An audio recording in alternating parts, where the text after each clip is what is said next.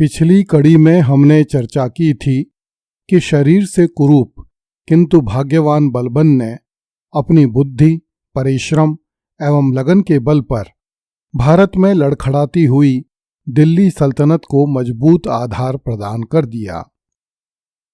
उसने जो नीतियां बनाई उसके भाग्य से उसके पक्ष में परिणाम देने वाली सिद्ध हुईं। किंतु बलबन के जीवन के अंतिम 2 वर्ष भयानक दुखों से भर गए, जिन्होंने उसे असीम कष्ट दिया। ईस्वी 1285 में मंगोलों ने तिमूर खां के नेतृत्व में भारत पर आक्रमण किया। शहजादे मोहम्मद ने मंगोलों का रास्ता रोका। मंगोल तो पराजित होकर भाग गए, किंतु शहजादा मोहम्मद युद्ध में मारा गया। शहजादे मोहम्मद की मृत्यु से बलबन को करारा आघात लगा। बलबन उसे सल्तनत के भावी और योग्य सुल्तान के रूप में देखता था, किंतु जब शहजादा अचानक ही मृत्यु को प्राप्त हो गया तो बलबन ने भी रोगशैया पकड़ ली और अगले 2 साल के भीतर ईस्वी 1287 के मध्य में बलबन इस असार संसार से चला गया। बलबन ने भारत में स्वेच्छाचारी केंद्रीभूत शासन की स्थापना की, जिसमें शासन की सारी शक्तियां सुल्तान के हाथों में केंद्रित थीं। सुल्तान कोई भी महत्वपूर्ण कार्य अपने राज्याधिकारियों अथवा पुत्रों पर पूर्ण रूप से नहीं छोड़ता था।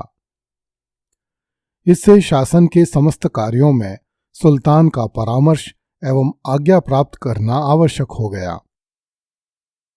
ऐसा शासन सुल्तान के कठोर एवं दृढ़ निश्चयी स्वभाव पर ही निर्भर करता है तथा योग्य सुल्तान के समय ही ढंग से चल पाता है। किंतु जैसे ही अयोग्य सुल्तान का शासन होता है, ऐसी शासन व्यवस्था बिखरने लगती है तथा मंत्रियों एवं प्रांतीय गवर्नरों का नेतृत्व करने वालों का अभाव हो जाता है। बलबन के लिए सुल्तान तथा सल्तनत का हित सर्वोपरि था, इसलिए वह अपने सगे संबंधियों को दंडित करने में भी संकोच नहीं करता था। वह किसी की भी मनमानी सहन नहीं करता था। बलबन ने बदायूं के सूबेदार मलिक बकबक और अवध के इक्तादार हैबात खां को उनके गुलामों के साथ व्यवहार करने के अपराध में कठोर दंड दिए। इससे लोगों में सुल्तान का भय बैठ गया। वे अपने गुलामों के साथ दुर्व्यवहार करने का साहस नहीं करते थे। सल्तनत में अपराधों तथा अत्याचारों का पता लगाने के लिए बलबन ने एक मजबूत गुप्तचर विभाग का गठन किया। ये गुप्तचर सुल्तान को समस्त प्रकार के अत्याचारों तथा अन्यायों की सूचना देते थे। अपराध के सिद्ध हो जाने पर सुल्तान द्वारा अपराधी को बिना किसी पक्षपात के दंड दिया जाता था। बलबन ने समस्त प्रांतों तथा जिलों में गुप्तचर रखे, जिनके माध्यम से बलबन को राजधानी तथा अन्य प्रांतों की महत्वपूर्ण घटनाओं, अमीरों के कुचक्रों, षड्यंत्रों एवं विद्रोहों की सूचनाएं मिलती थीं। गुप्तचरों को अच्छा वेतन मिलता था और उनकी निष्ठा का परीक्षण होता रहता था। कर्तव्य भ्रष्ट गुप्तचरों को कठोर दंड दिया जाता था। बलबन का उत्कर्ष दिल्ली सल्तनत के लिए एक युगांतरकारी घटना थी, जिसने न केवल भारत अपितु मध्य एशिया तक के राजनीतिक घटनाक्रम को प्रभावित किया था। बलबन ने दिल्ली सल्तनत को स्थायित्व प्रदान किया, विद्रोहियों का दमन किया तथा राज्य में शांति व्यवस्था स्थापित की। जियाउद्दीन बर्नी ने लिखा है कि जब बलबन सुल्तान बना तब लोगों के हृदय से राज्य का भय निकल चुका था और देश की बड़ी दुर्दशा हो रही थी। बलबन ने बड़ी दृढ़ता से अशांति तथा कलह को दबाकर विद्रोहियों का दमन किया और सुल्तान की सत्ता तथा धाक को फिर से स्थापित कर दिया। उसने अपराधियों, विरोधियों एवं षड्यंत्रकारियों को कठोर दंड देकर सल्तनत के प्रत्येक व्यक्ति को शाही आज्ञाओं का पालन करने के लिए बाध्य किया। बलबन ने भविष्य में आने वाले संकटों का सामना करने के लिए दूरदृष्टि से काम लिया। उसने सीमांत प्रदेशों की सुरक्षा के लिए नए और मजबूत दुर्ग बनवाए एवं पुराने दुर्गों की मरम्मत करवाकर वहां सेनाएं नियुक्त कीं। बलबन ने अयोग्य लोगों को सेवा से हटा दिया। बूढ़े अमीरों के स्थान पर उनके युवा पुत्रों को राजकीय सेवा में रखा। बलबन ने अपने जीवन काल में ही अपने योग्य पुत्र मुहम्मद को अपना उत्तराधिकारी घोषित कर दिया, किंतु दुर्भाग्यवश मुहम्मद की युद्ध क्षेत्र में मृत्यु हो गई। इसके बाद बलबन ने अपने छोटे पुत्र बुगरा खां को अपना उत्तराधिकारी बनाना चाहा, किंतु वह अपने पिता के कठोर स्वभाव से डरकर लखनौती भाग गया। इस पर बलबन ने अपने बड़े पुत्र मुहम्मद के बेटे कै खुसरो को अपना उत्तराधिकारी नियुक्त किया।